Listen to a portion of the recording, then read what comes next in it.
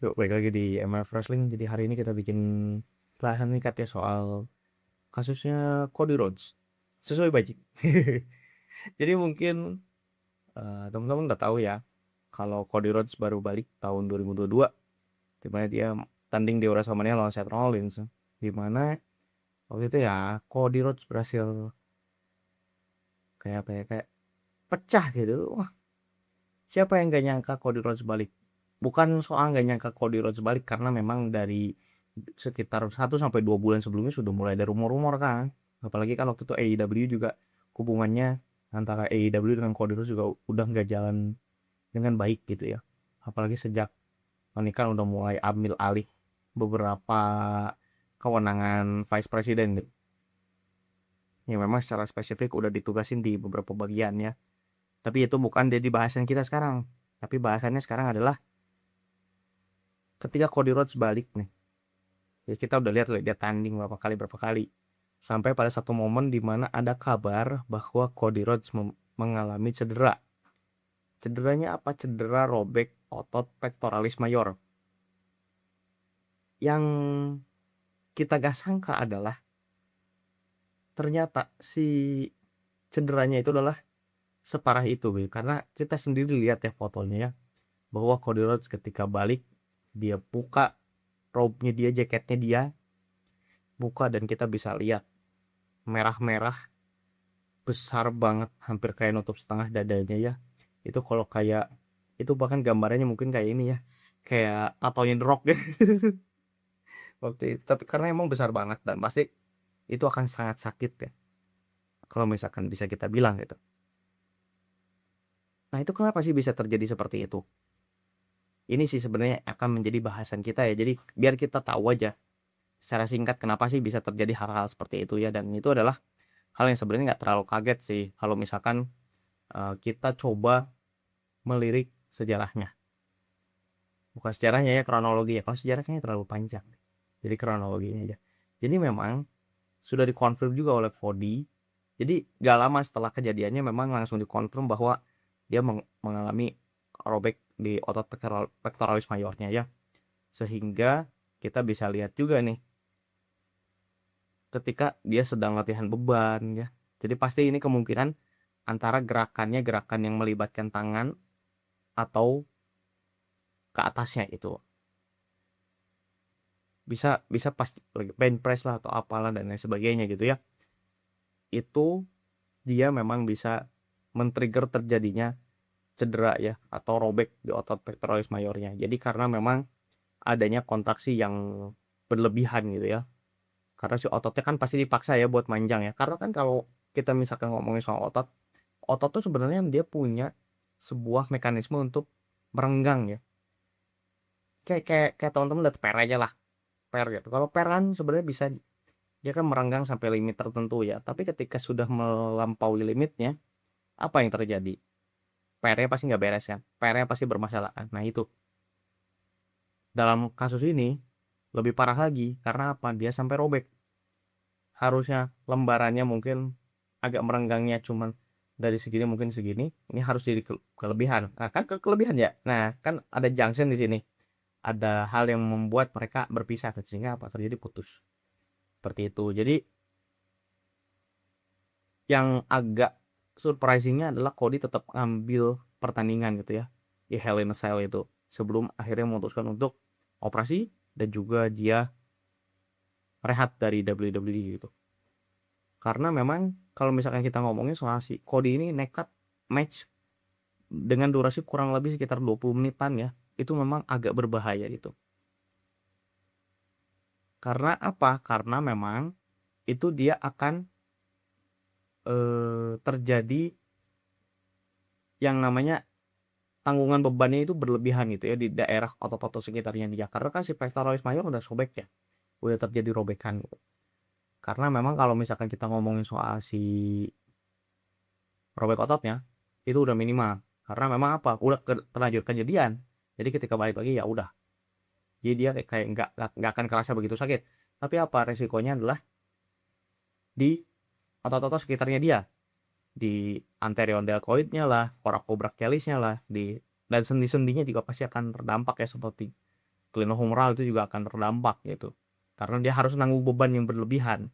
Karena apa? Nanti ketika menanggung beban berlebihan karena strukturnya tidak kuat, resikonya bisa ada terjadi dislokasi atau bahkan mungkin cedera yang fase selanjutnya, cedera sekunder gitu ya, di daerah rotator atau di sekitar ototnya itu.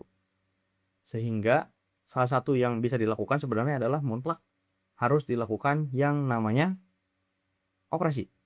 Udah jelas ya, kita nggak usah banyak babi bu lah soal si tindakannya harus diapain gitu. Jadi memang untuk kita bisa tahu apakah bisa kita bilang si robekannya itu segimana besar gitu ya. Jadi memang kita harus lakukan beberapa pemeriksaan penunjang ya. Pertama kita bisa lakukan MRI atau magnetic resonance imaging. Itu nanti kita bisa melihat apakah ada robekannya seperti apa ya maksudnya. Dan juga apakah ada kemungkinan adanya retraksi di bagian tendonnya. Kemudian juga kita bisa lihat ya beberapa struktur lain apakah ada yang mengalami problem juga, sehingga nanti bisa didiskusikan lebih lanjut untuk kita bisa tahu apakah perlu dilakukan bedah atau lain sebagainya, atau operasi ya tadi ya, seperti yang tadi sudah saya sebutkan sebelumnya.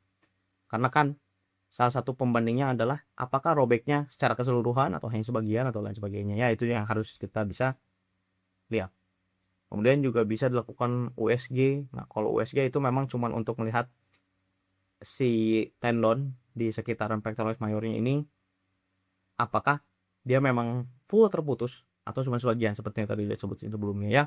Kemudian juga bisa dilakukan ronsen jamur untuk kita melihat struktur tulangnya apakah apakah hanya robek di pectoralis majornya saja atau mungkin ada resiko terjadinya cedera dan lain sebagainya seperti itu ya. Kemudian tindakannya apa yang bisa kita lakukan ketika kejadian? Yang bisa kita lakukan adalah yang namanya RICE. Bisa lihat sini ya. Jadi RICE itu apa aja sebenarnya? Kalau RICE itu adalah sebuah tindakan untuk penanganan awal lah ya, untuk yang namanya kita menangani masalah-masalah cedera. Memang sih saat ini sudah lebih modern ya caranya. Jadi tidak menggunakan RICE, tapi ada juga yang menggunakan PICE.